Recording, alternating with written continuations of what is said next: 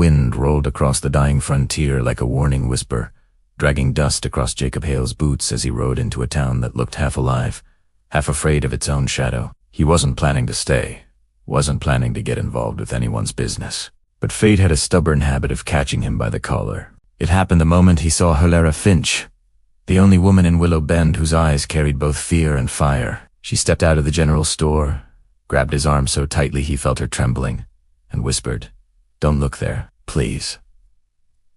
Not today."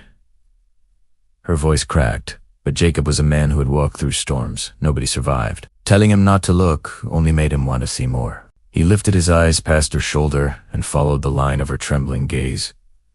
Toward the old mill on the edge of town, a place the townsfolk pretended didn't exist. Its windows were blacked out, its doors sealed tight, and yet Jacob felt watched. He felt something inside staring back. A whisper rode through the wind again, as if the building itself exhaled. Ilara's grip tightened. "Jacob, promise me you won't stare. It makes him angry." Then the word dug into his ribs like an icy knife. People in this town knew something they weren't speaking. Jacob stepped back from her, his jaw locking. "I don't run from shadows," he said. "I looked them in the eye." And he did. He stared straight at the mill. And the mill started back. That was the moment everything changed. Lanterns flickered across town as doors slammed shut. Men dragged their children indoors. Women peeked from behind curtains. It was as if Jacob had committed a crime simply by looking. Valera's breath hitched. "Jacob." No. But it was too late. The ground beneath the mill shuddered, and something or as someone moved behind the boarded windows.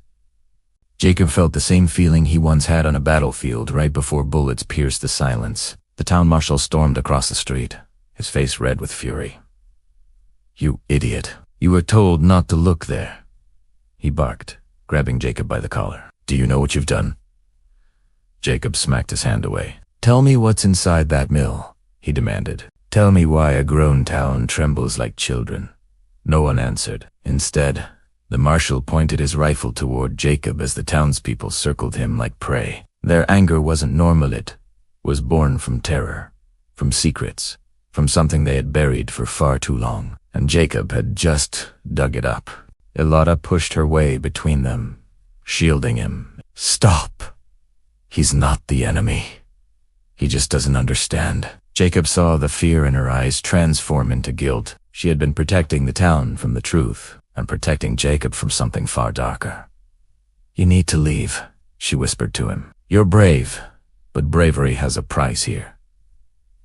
Jacob shook his head. "Then let me pay it." He walked past her, toward the mill, toward the secret, toward the thing everyone feared.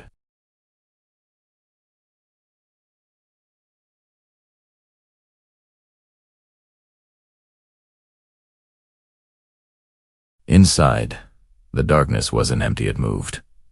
Breathing, shifting, whispering.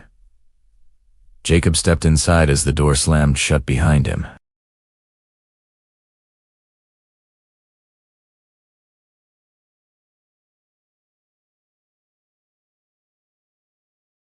And he finally saw what the town was hiding. Dozens of people starving, chained, with sunken eyes, trembling prisoners, hidden away for years.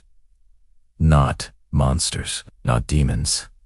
People, innocents, forced to work in the mine beneath the mill until they could no longer stand.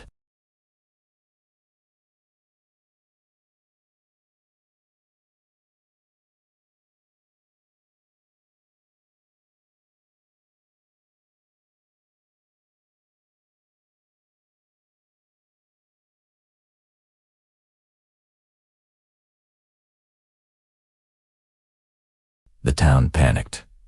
People screamed. Mothers wept. Men grabbed weapons, not out of defense, but shame. Their secret was no longer buried. Ilara grabbed Jacob's hand. "You shouldn't have looked," she said, tears streaking down her face. "Now everything will fall apart. Jacob looked at the freed prisoners, human beings who had been hidden away like ghosts. "Sometimes," he said softly, "things need to fall apart before they can be right." And as the town erupted in chaos, as truth tore through lies like wildfire, one thing became clear. Calhay had not enraged the town because he looked. He enraged them because he saw. Thanks for watching. If you enjoyed this story, be sure to subscribe for more.